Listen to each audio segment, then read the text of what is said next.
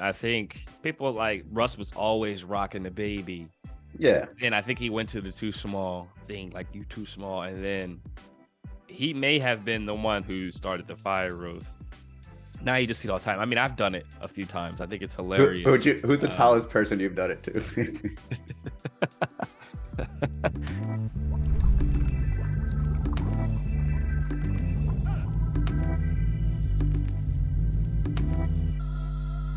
What's up, everyone? Welcome to the CJ McCollum Show. I am back in New Orleans. As you can see, you got the Derek Jeter autograph to the left, the cash cow to the right. Across from me, as always, Izzy Gutierrez. We have lots to discuss on this week's episode. There's a lot going on across all sports, specifically the NBA. USA. Sorry, it's Tuesday. I'm still on the high from that. And the next game's not till Saturday, so we're all still on the high from that as you listen to this. But I got my I believe that we will win t-shirt on. You got any soccer bona fides, CJ? Did you used to play? I did play a little bit in middle school during recess. Like everybody else. Right. I wasn't bad though. I wasn't bad. Decent footwork. I could kick. I was a good striker. And I think I would have been a good goalie in terms of my read and react, but wasn't a good dribbler at all. If you passed it to me and I tried to stop it, good things could happen or really bad things. Wasn't really sure. But if I would have applied myself, I think I could have been average. Okay. You chose the right sport then. Did you play? No, I never played. I'm just not good with my feet. Like I was never even tried it, to be honest. You would think that I would be in like as a Dominican person would have tried like baseball or softball. I think I played softball once in my life, and I'm pretty sure I like tore my quad trying to beat out a single. And so, yeah, I don't think baseball, soccer, anything that's sort of popularized in or really popular in the Caribbean, I'm not good at it. Gotcha. Well, you picked the right career. You're doing well. Thank you. How are you doing, by the way? How are the Pels doing? We just quick note right here. You guys are 7-3 in your last 10. Zion's played his first 100 games, and he's averaging 25.2 points on 60% shooting for his career. No players ever in the shot clock era averaged those numbers through his first 100 career games. And in fact, the only players who have averaged those numbers in any 100-game span in the shot clock era, Barkley, Shaq, Kevin McHale, and Wilt Chamberlain. Random stat there, but how are the Pels right now? We're doing well. We've been really banged up this year. I would have liked for us to be more healthy. I would like to be more healthy in terms of, going through COVID and the viruses that I've gone through this last month. But I think considering the circumstances with us, as we record this podcast, like you said before, 7-3 in our last 10, 12-8 overall on the season. We just got a good win the other night against the Thunder team, in which I don't play. Brandon Ingram doesn't play. Larry Nance doesn't play. Najee Marshall doesn't play. We still able to come away with a win. B.I.'s Herb Jones with the D on that last play, huh? Yes, great defense. I think he held Shea to 2 of 9 from the field, 4 turnovers, 3 block shots, and obviously the stop down the stretch. I think he's a candidate for first team all defense. And this isn't me being biased. This is him just guarding every night really well. But I think overall, you can see the development of our team. You can see us kind of rounding out in form. Being able to execute down the stretch of games, I think, is extremely important. And we're doing that much better. Like I said before, we finished a game with a bunch of young guys out there. I think we're top 10 in offense, top 10 in defense still as of, Kirk Goldsberry? He does his releases on Instagram every 10 games and basically shows how well teams are performing. I think we had the fifth best offense, 7th best defense out of the last 10 games. So playing extremely well. And that's with us having to play against the Boston Celtics, who end up hitting like 10 threes in the first quarter against us. And another tough loss we end up taking against Memphis, where we lose by like 30 in a game I didn't play in NBA. I ended up getting hurt in. But I think overall we're playing well. We're trending in the right direction. And for a young team who has some tough losses early on in the season, I like where we're at. And I hope it's good that we're getting our injuries out of the way early. I think B.I.'s missed 6 games. Zion's missed 6 games. I've missed 3 or 4. I can't remember because of COVID. I have COVID brain right now. But the worst. Yeah, we're heading in the right direction. So I would say that I'm happy with the progress that we're making, but understand that there's still room for growth for us for sure. I didn't like the result of the play because it ended up in Zion missing a three, but him sort of taking the ball in the pick and roll, running the pick and roll late in that really important possession, and just sort of taking control in that game with you and Bi out. Does it seem like not only is just getting more comfortable because he's getting more consistent playing time, but is he just feeling more like, hey, I can lead things when necessary? Yeah, I think it's his comfortability. Like you talked about, he's played 100 games now, finally in his career, and it's just him and Michael Jordan in terms of points scored in those 100 games. So that shows you his dominance. But from a comfortability standpoint, he's averaging 25 through 100 games on over 60% shooting, which is ridiculous. He finishes well around the basket. I think his touch is coming back. His traffic touch, right? Like it's one thing to work out, in the summertime and to get hit and do those things with the pad. But it's another thing to have to play in games where you're guarding on the defensive end, you're getting hit in pick and rolls, you're having to play defense, you're running full court, and then you got to finish through contact with bodies on the court. And I think that comfortability of jumping and landing in crowded areas, especially when you're as athletic as he is, and you've had those foot injuries, I think he's finally getting more comfortable with the explosiveness and the jumping in crowds. And then you talk about the playmaking. I think that's timing, understanding the flow of the offense. This is his first year playing with Willie. There's a lot of things that people don't quite understand. This is his first year playing with me and BI and JV and all of these other players because he was hurt all last season. So the comfortability is starting to settle in, understanding the offense better. And that's where you see the playmaking. That's where you see Willie kind of getting some of that point Zion action and in motion to where he's delivering. And I think he had 8 assists in his game against the Oklahoma City Thunder, and he showed his playmaking ability. Yeah, you mentioned something there when it comes to him landing and getting comfortable landing again. I don't think I've thought about that. The only time I maybe thought about that was like with Gordon Hayward after he had that gruesome injury. But like in terms of getting comfortable again, I normally think, hey, you just, jump in a crowd one time and then you'll be comfortable again with it. But you're saying it's like it takes more time for that for him or anybody really? Yeah, and I'm speaking from experience, having 3 foot fractures. I think the nervousness of playing again, first of all, can I move the same? How is my lateral? How's my quickness? And then jumping. It's one thing to jump in an empty gym. You feel comfortable. You can't land on anybody's foot. It's another thing to jump where there's crowds of people and you're the most athletic person in the room. I never got to feel that unless I was in a room, at a senior home.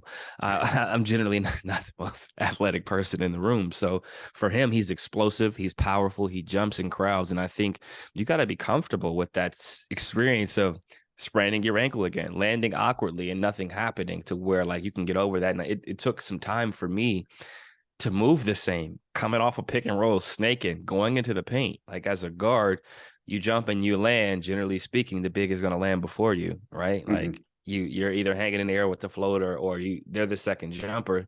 So you may land first, but they could trap your foot. So for him, I think he's just getting more comfortable with the pace of the game. The conditioning is starting to kick in where you see he can bring the ball up. He can still go play defense. He's blocking shots. He's shooting jumpers now. That's how you know he's getting really comfortable where he's trusting the jump shot. He's not just trying to go into the paint every play. And he's making plays, which is what you want to see from him. The gravity that he's starting to have out there, he's taking advantage of it. I have no idea how a ref calls a block charge when he's driving and he's on the ball, like driving to the hoop, because you could be, maybe 1/3, right? Covered by him by 1/3 or whatever. And he could still knock you down as if it's a charge, but it's not even close to chest. You know what I mean? Like, right. And so I feel like he can get to the foul line a zillion times if he wants to. And guys try to guard him like that. Yeah, he gets to the foul line a zillion times if they call the fouls that are actually happening. I think for him, he's ref differently, right? He's top 5 in the NBA in points in the paint. He's probably top 2 in points at the rim. Obviously you got Giannis, you got some of those guys, but he's not in the top 5 in free throws attempted, and he's putting pressure on the rim every play, but he's so strong, he's so athletic. It's hard for refs to kind of gauge the contact, the marginal contact that may be called, for certain players that maybe aren't as strong as him, aren't necessarily called for him. And that's the slippery slope that you see when you got a guy that strong, that athletic, that ability to finish through contact. Sometimes they just feel like he should finish anyway, where it's like with Shaquille O'Neal factor, like it's still a foul just because he's strong enough to not flop and like show you it's a foul. He's still getting fouled. Right. And Shaq's not taking it to the rim from the 3-point line. Another big guy out west, Karl Anthony Towns, unfortunate injury on Monday. it looked for a second. It was scary because he turned around as if somebody hit him, that's just the classic response to somebody who gets an Achilles injury. And so, fortunately, the reports are it's 4 to 6 weeks with a calf strain. I wanted to throw this out there, though. This is a stat that was given to me by shout out to my guys at NBA University on Twitter. It's NBA_University. It's a great follow. Actually, I have a really cool merch too, but they super like stat heavy. And man, they watch a lot of basketball. But one of the stats that I looked up or that I was given, Rudy Gobert. So he's used 2.2 possessions per game as the roll man. Okay. Jeez. His least since 2015. He averaged 3.55 per game the last 4 seasons. Okay. So you're saying he got the ball more from Donovan Mitchell? I'm saying that they didn't use. I'm saying they used him as the role guy a lot more in Utah, and yes, got the ball more as a result. His points per possession as the role man this season, actually the highest of his career, 1.44. Okay, so basically, he's been great in that role. They just haven't done it enough, right? And they have looked really at different times just inept together anyway, Kat and Rudy. And with Kat missing this time, you're going to have to run just a lot more pick and rolls with Rudy. You're going to have to find a comfort level with him with Kat out. And I think it's going to kind of be a blessing in disguise for them when you consider just those actual numbers. Like he's been great at. He didn't have a great game on Monday against the Warriors, and he took the blame for it. He said, he was fumbling the ball, didn't catch everything clean. But D'Angelo Russell's had a hard time connecting with him this season. And I think, frankly, like I said, it's going to be kind of a blessing in disguise. Yeah, I think injuries are something you don't wish on anyone. You hate to see it happen, but I think it provides opportunities for other people. For instance, me being out, BI being out has allowed for other guys to play more. And then you see a guy like Larry Nance sit out last night with a shoulder injury. And then Willie Hernan-Gomez comes in and he puts up a double-double. So that creates opportunities for other players to show the work that they put in. I think you look at how I was able to play in the NBA. Wesley Matthews tears his Achilles. I'm able to get some minutes, but I was third string. So Aaron Afalo was also in front of me. He ends up getting hurt as well. And then I was able to get some minutes and I took advantage of it. And you never wish injury on anyone, but injury creates opportunity oftentimes for different rosters. And then that makes a team better because other players have to do more. They have to prove, who they are. And then the organization gets to kind of see exactly what they have to work with. And I think this is a situation in which, like you said before, Cat goes out. He's obviously an all-star caliber player. Tremendous offensive talent, can shoot the ball, can get to the rim, has post moves, definitely changes the game for them. But they have to figure out how him and Rudy can play alongside each other and how they can be successful, not only in the regular season, but if they have aspirations of playing in the playoffs. So this gives them a chance to find more of a rhythm with Rudy, get the chemistry better between Anthony Edwards and D'Lo and him so they can run more pick and rolls. They can use him more as a diver and kind of play with some of those lineups to where they can use some of the other younger guys on their roster to figure out who's going to be around, in the future. So I think this is a chance for them to kind of experiment and really see what they have to work with. And that gives Rudy some time to kind of figure out his offensive game alongside those guys. Yeah, he's basically been the most efficient role guy in the league this year in that scenario. So if you just double the chances, I would assume that that's going to increase his production. And again, we've talked about this. Like I feel like you kind of have to, or they are in so deep in this trade, given up what they gave up. And I guess what I'm wondering is, let's say they do figure that out, right? Hey, we got to use Anthony Edwards and Rudy. Great pick and roll combination. Maybe one of the best in the league. Then what happens when Cat comes back? When you find out he's most effective as just a stretch four? Is that something? Do you take away his chances there? Do you just have to say, we got to do what we got to do? Is Cat the type of person that will allow that type of stuff? I think you can always play with the lineups. You can play with the rotations to where you can still use Rudy as a role guy. You can set 77s to where Rudy's the dive, right? Double drag in transition. Rudy's the first screener. He's diving, or he's going to set the screen for Cat after the, pick action. And then he dives and Cat gets the pop. And then you can have different lineup situations where you stagger minutes, right? Like they start together. One of them comes out first, put the other one back in. You can kind of do those things to where We did it a lot in Portland with Dame and I. I started together with Mm-hmm. him. I was the first sub out, right? So I come out, call it the 7-minute mark, 6-minute mark. I come back in the 3-minute mark for Dame. Dame comes out. I get to kind of run the show by myself for a little bit. Dame comes back in 6 minutes later. You can kind of play with the lineups and rotations. I think the Lakers did that in the beginning a little bit, but then realized it was too hard to stagger because Brown was playing 38 minutes and Right. AD was playing 37 minutes. So it's like, how do you stagger when you basically only have 9 minutes to work with where one of them is not on the court? But I think there's a way in which this can work for everybody, to where you can get more diving from Rudy. You can get more pick and popping from Cat, which is what you want, because this is a guy who has flirted with 90, 50, 40, multiple times. That's a guy who can really shoot the ball. He can also post up. He can also pick and pop short roll where he's shooting that floater, or that 12 to 15-foot jump shot. So I think they'll be best experimenting and figuring out how to trigger the lineups, but also how to get the most out of both of their bigs. Right. So right now they're 10-11. We'll see in a few weeks if I'm right on that prediction. But one team that's just not messing around right now, the Boston Celtics. Yeah. You guys lost a relatively close one to them. They caught fire in the second half there. We've talked about Jason Tatum basically using his body better, getting to the line better, and that sort of opening up his game even more. Malcolm Brogdon talked about how well this team gets along, and for what, like, the way Marcus Smart comes across to fans, like, you would think that maybe they have a poor opinion of him, but like, he is a great teammate. Like, people are always in a great mood around him at practices when I've ever been there. And so he said, Malcolm Brogdon said that the chemistry with the team, they get along very well, and that actually helps out with everything. I don't know where you stand on that in terms of how that helps with the team's success, but Boston seems like they've just hit the ground running even without Ime Udoka. You can tell they like each other. You can tell they get along, having played against them, but also knowing the players. I talked about the relationship and the dynamic between Jaylen Brown and Jason Tatum, but you look at all of these guards that they have on this roster, right? You got Smart, you got White, you got Brogdon. Those are 3 really good guards, all starter quality guards who can get it going each night. White ends up hitting 6 or 7 threes against us. He gets it going. He's in the starting lineup. A couple nights later, Brogdon hit 6 or 7 threes. And then you look at a night like 2 days ago where they play against the Charlotte Hornets. They put up 140 points. No Jaylen Brown. Smart gets 15 assists. Malcolm Brogdon comes off the bench for 21 points, 5 rebounds, 6 assists. It's a career high 15 assists too from Marcus Smart. Career high 15 assists. But the cool part about this 15 assists is that he goes 8 of 11 from the field, hits 6 threes. The Celtics are shooting so many threes every night. They go 24 of 52 for 46%.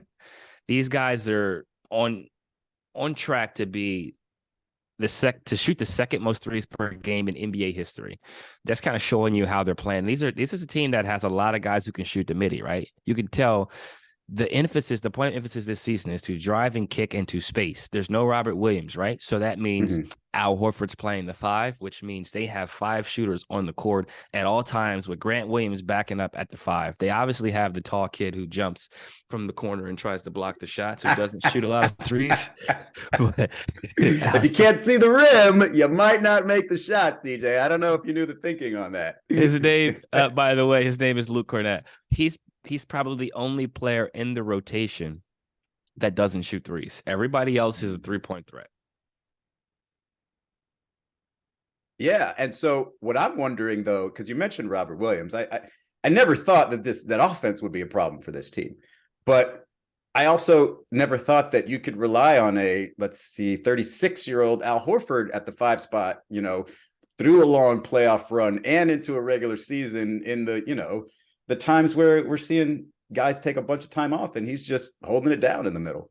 How? Yeah, it's funny because at halftime of our game against the Celtics, I asked him, I said, when are you going to shut it down, man? He's like, I got a lot left in me, man. I'm going to play for as long as I can until the wheels fall off. And I'm just looking at him, and then he just goes in and bangs 2 threes in the second half, makes all the right passes in the pick and roll, switches 1 through 5 naturally.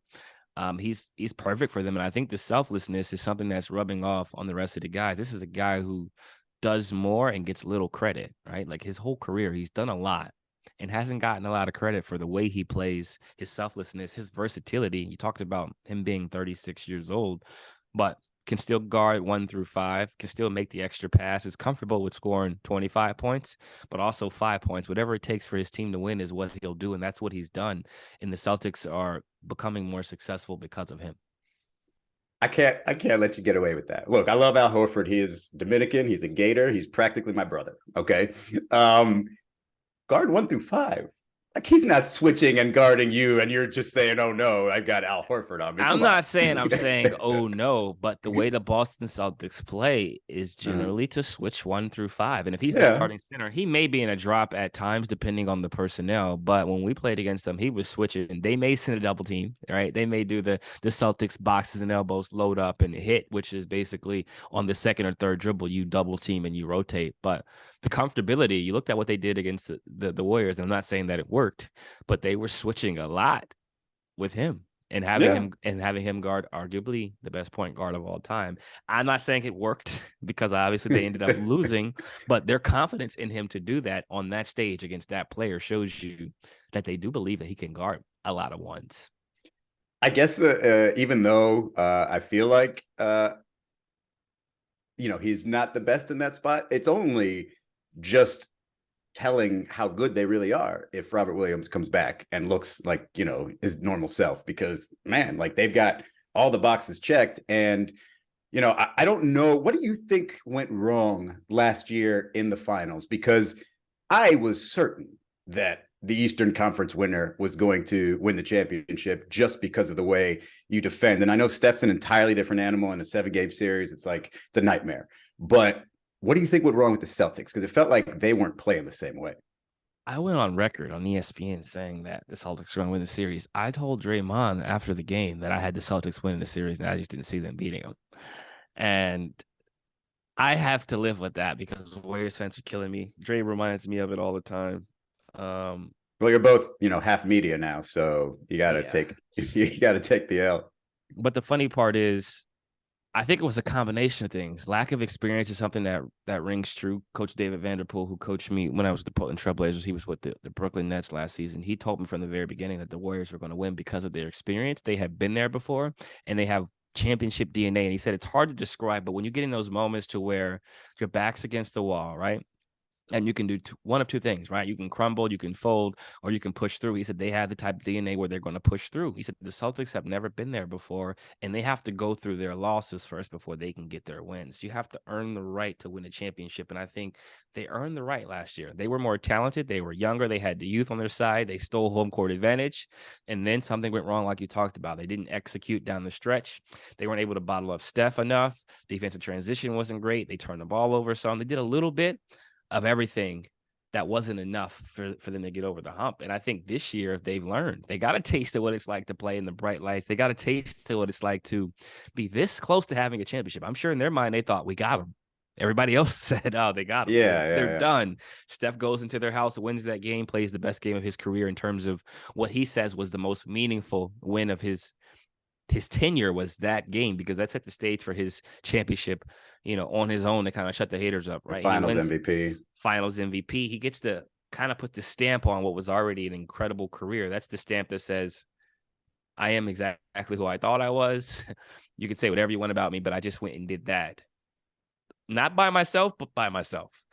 But that's why I thought it would feel more like a relief for the Celtics, because they'd finally got to the finals, with this core. They finally, they got past Miami in 7 games, won game 7 on the road. It must have felt like, a relief to play a team that wasn't as gritty, necessarily, maybe outside of Draymond. But I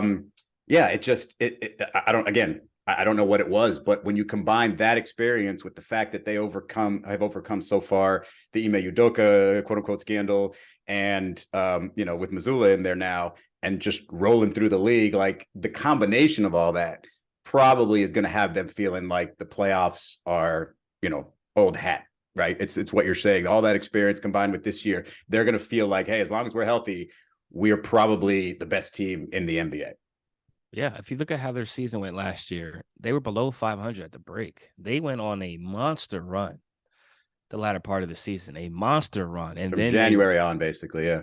They ran the table, and I think it was exhausting for them to have to put that type of work in. So now, you know what they're doing? They're taking care of business early. They're whooping ass. They're beating teams by Mm-hmm. 20, 30. They're getting 40 assists in games. They're having fun. They're alternating rest. You know, Tatum plays one night, Jaylen Brown sits the next night. Like, they're not messing around because they understand what's at stake for the now, but also for later on this season when it matters in March and April. And then when you're making that push in May, they got a taste of the bright lights, man. Having you cover the finals, you know what it's like to be out there on the court, the media, the coverage. The stakes are raised, and it's a different type of aura and a different type of feeling that unless you've been there before, you can't describe. And that's just to cover it. Playing in it is a whole nother level. You get what I'm saying? The questions, the You are not media, lying. I remember the different. first time it was 2000 because I had covered finals before. I had covered the Miami Heat in a finals because covering the team since 2000. So 2001, 2, 3, 4, 5 had gone to all those finals. When the Heat got to the finals, I myself said, oh yeah, they're not going to be able to handle this pressure. It's crazy. And I mean, they were also outside of Shaq, like it was everybody, Antoine, Jason Williams, young Dwayne Wade. And that was just me from being near it. Like it's an entirely different stage. I do think that over the years, I think maybe there's been enough people there in the finals now that it feels like, a little bit more of a comfort zone, I think, for players when they first get there. But it's intense. Like it's all eyes on you. It's a beast, man. And I've covered it a lot of times. I covered it with Facebook Live. I covered it with ESPN back in 2015 or 16. I covered it in 17. Like I've been there. So like each year you obviously get more comfortable. You start to know where you can get your food from, the breaks, the in and outs of, the questioning, how they're doing things, when is media allowed in the gym. Like you kind of get an idea of it. But as a player, it catches you off guard. And like even having conversations with players and just seeing what it's like, it is a different beast. And I think they got that experience. They got that under their belt. They know what it's like and they lost. So that bitter taste is still in their mouth as to the fact that they could have a championship and be defending one. And I think that's what pushing them every night in the dark days of November, right? In the gloomy days that are coming in December. And then that January, you know how rough January gets right before the All-Star break in February, where your body is breaking down, you're starting to get colds and things like that. They've been there. So now they understand the importance of these games now so they can rest later and get ready for the playoffs. Yeah, we don't get cold down here in the winter. Sorry about that. Can't relate. So I got to get to two more things we want to get into. One is Tony Brothers. Tony Brothers, the referee, he was reportedly suspended for a game. He had an altercation with Spencer Dinwiddie, and Spencer Dinwiddie said after the game that Brothers called him a BS MFer. Okay. And apparently it was corroborated with a league investigation. And Brothers has been penalized and punished. The conversation first of all, it seemed like it was very Tony Brothers. And this is just from me knowing the game, being around the game for as long as I have. Like, it seemed like once I heard that from Spencer Dinwiddie, I was like, yep, that's about right. And so if they were to do an investigation, they'd probably get that answer from a bunch of players around him. But the accountability factor, like, yes, this one was dealt with, but I know there's conversations among players all the time that there might not be enough accountability from the referees. Like, very rarely are they interviewed after games. It's just got a pool reporter goes and gets one of them if necessary, if it's something super controversial. But there's not a lot of transparency out there when it comes to the referees, even today. Just wondering what you thought after hearing that, and then just your overall thoughts on the situation.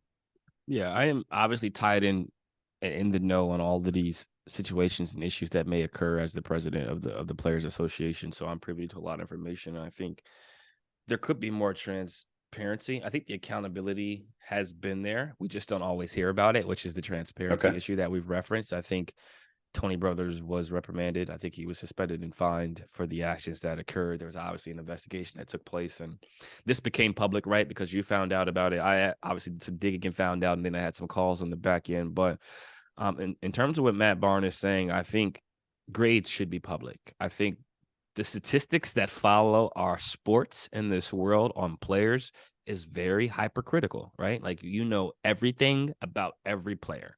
Right. Strengths, weaknesses, percentages, when they're in slouches, when Klay Thompson's slumping, he has to answer questions about it. And I'm not saying refs should have to answer questions about them slumping or missing calls, because just like they miss calls, we miss layups. And I argue the same thing, right? Like when a ref misses a call, so you can't miss that.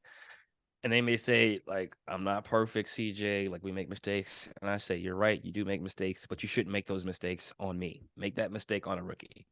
You know what I mean? Like that's just how I feel. But right. I think in some of these circumstances and situations, we should be more aware of what referees in the 99 percentile, what referees in the 97 percentile, because they know that about us while we're playing. So if we miss certain shots, they know that's a low percentage shot for you. I might not want to call that foul because that's not really your shot, right? Like if a center goes and shoots a shot and he made basic contact, they may not call it, right? But when you're in the paint, the game is called differently. When you're at the 15-foot line, like around the mid-range game, it's called differently. We should know what refs are at what level. We obviously know the years of experience, but I think that is something in which we should know more about, because they know that about us. And I think that just kind of levels the playing field to where maybe guys won't be as critical when they know, hey, this ref only gets 96% of his calls right, which is still really freaking high if you think about it. But he may not be as tenured as the guy who gets 98% of his calls right, because that guy has 15 years experience. He's seen a lot and he truly understands the game. So I think from that standpoint, I understand it. And I think fines should be public. It should be public. Like if the referee drops their whistle, right, they get fined for that. The average fan doesn't know that. The average fan doesn't understand that. Wait, what? If a referee drops their whistle during a game, like drops the whistle onto the floor. Yes, they get fined for it. So there's a lot of little things that are a part of the game in which the casual fan has no idea. But I think not only would it make the game funner, right, if you know things about the game that are private or just not public information, but also knowing that a referee is going to miss calls. It's not even about that. It's about calls that affect the outcome of the game that matter. And the last thing I'll say is, if a call is wrong, right? And I've had this complaint for a long time, twofold. If a wrong call is made and I argue and I get a technical foul and we find out that I was right, I should get my money back. Because I'm arguing because this is my livelihood and you were wrong. And since you were wrong, I get fouled on the jumper. Guess what? I get paid to make shots. So me missing this shot because I was a foul affects how I eat and how my family eats. And it also affects how I'm perceived on the open market and by my team in terms of value, efficiency, all those things in between. So that's the first thing I don't like. And the second thing that we're working on with the competition committee, because I sit on that, is if a coach challenges and he gets the challenge right, he should be granted another challenge. Thank you. So that you can use challenges in the first quarter, because plays in the first and second quarter do affect the outcome of the game, because as the saying goes, every possession matters. So if every possession matters, let my coach challenge in the first quarter. And if he's right, he should be able to still challenge in the second, third, and fourth as well. Can we get something more high tech than just that flashing green light that looks like he just bought it off an auction from some weird cop car? Like that to me needs to be higher tech for the NBA. I'm just saying. Totally agree with you with all that stuff. I do want to ask you this. Like, there's nothing more frustrating than when an official doesn't admit he did something or was wrong when it was blatant. But now imagine that referee calls you a BS MFer. Like, I can't imagine how long that sat with Spencer during that game, because you can't just go back to normal. You're kind of looking around like, did I hear that properly? Talking to me? It's like hearing that from like a Supreme Court judge or something, or somebody, it's just like, you're supposed to be Mr. Neutral and you just called me a what now? Like, that would have lost me. I probably would have gotten, kicked out of a game. That's a wild, wild thing to call someone. And it's very unfortunate that it happened. I think the fact that Spencer brought it up in his press conference, it tells you it was on his mind the entire time. It was on his mind, and that's attacking you on a whole new level. And I've said some foul things to referees. Like, that's just full disclosure. Like, when I'm trying to get a technical, I'll say whatever I need to say to get a technical. Like, that's just the way it works, right?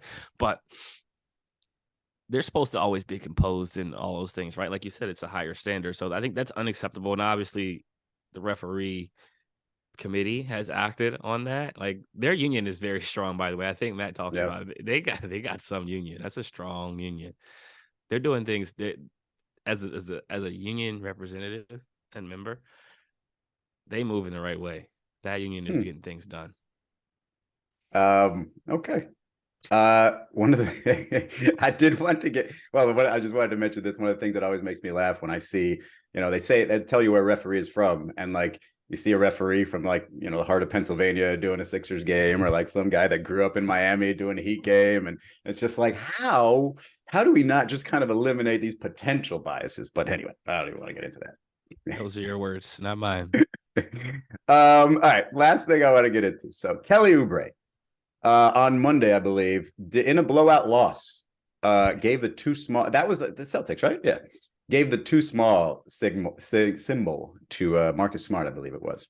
That in itself got a lot of people talking about the too small thing. I think we can all agree it's nonsense to do it when you're getting blown out like that. But overall, what do you think about that sort of taunt? And where do you think it came from? Like, where do you remember seeing it first? I like it. Let's be clear. I don't like Kelly Oubre doing it down 28. Yeah. It's funny. Like, I would be like, really? I'm too small, but we're winning by 30. But I think it's funny because as a person who grew up playing on the parks, like it's very insulting to tell someone they're too small in the court, especially after you score on them, block their shot, or overpower them in some capacity or whatever the case may be. So I do like it. I think Russ rocking the baby is super dope. He was doing that in the OKC days.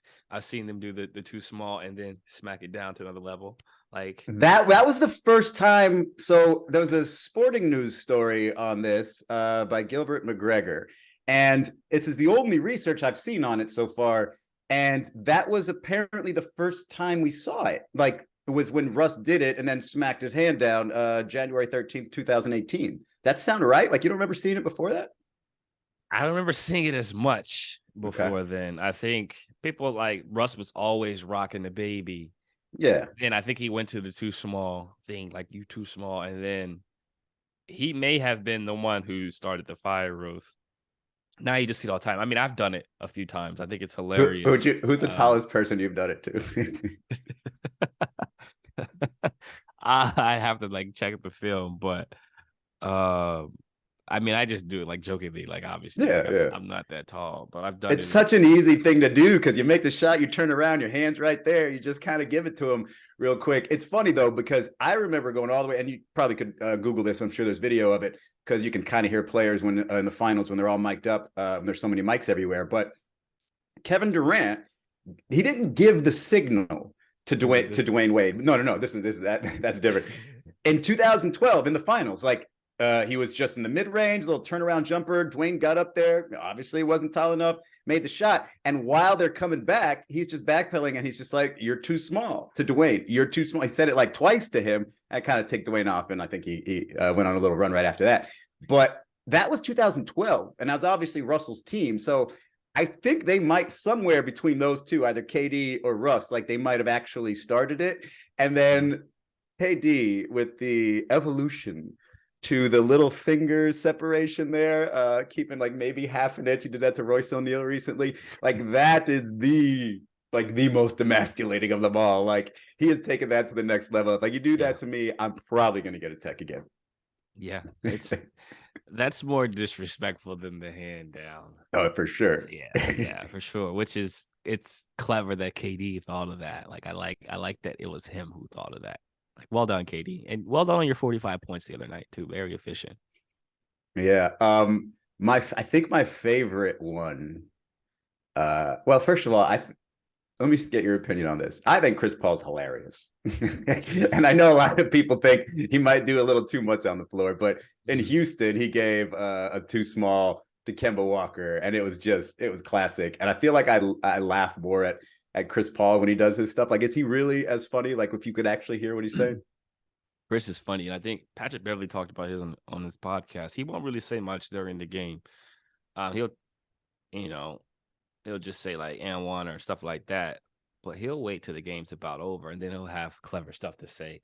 Like Patrick Beverley said, he was talking to him, throughout an entire game, was talking crazy, and then Chris Paul and him end up coming back. He ends up hitting a couple big shots down the stretch, and then he walks over to the bench, puts his hands on the shorts, and says, what losing teams do. You guys are a losing team.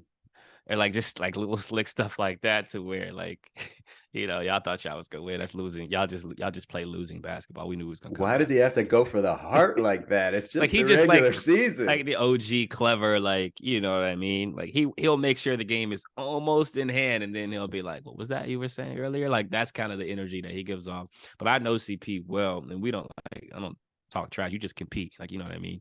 But hearing Right. stories about like him talking trash or like players trying to talk trash to him, and him basically like just kind of waiting. Like, God, why do I need to talk right now? Like, first of all, I'm a Hall of Famer and I hit middies for a living, and I go get 10 assists in my sleep. But secondly, like, let me go win this game first, and then I'll be back to have this conversation. I think my least see when I thought we were going to lose the too small forever. You saw when Trae Young did it to Javon Carter, and then got a tech because Bill Kennedy said he thought he heard that's a foul MFer. Instead, he was just saying you're too small, mother effer. And then so fortunately, Bill Kennedy said that loud enough in the conversation with Trae. You could hear it on the television broadcast. Where I was like, oh, whew, because if we're going to get a tech for the too small, I cannot watch NBA regular season for the rest of the year. But that one, doing it over, I don't think Javon Carter's not that tall, but doing it over somebody who's even like an inch or two taller than you, I think is probably the most disrespectful and the funniest. Absolutely. I think it's absolutely disrespectful. And I'm glad that the too small movement is continuing on. And I hope more and more players continue to use it. And then maybe we'll stop seeing the college kids and guys do this after they dunk on someone. The best of two is when the bench helps you out. Like you turn around, you look, and the entire bench has got their hands on the guy. He's too small. He's too small. No, I love it. I love it. But I'm good on my end. Do you have anything else on your end? No, I think I'm all right. I'm just about to watch a bunch of old U.S. soccer clips for the rest of the week and see if I get really hyped up for it. It's 9 a.m. on Saturday though. Like it's hard to really get aggressive. Hyped up at 9 a.m. Especially, I mean, if you're out west at 6 a.m. It's college. But years. Hey, USA baby. Morning cocktails. But we appreciate all the listeners as always. Go Pelicans. That's all we got.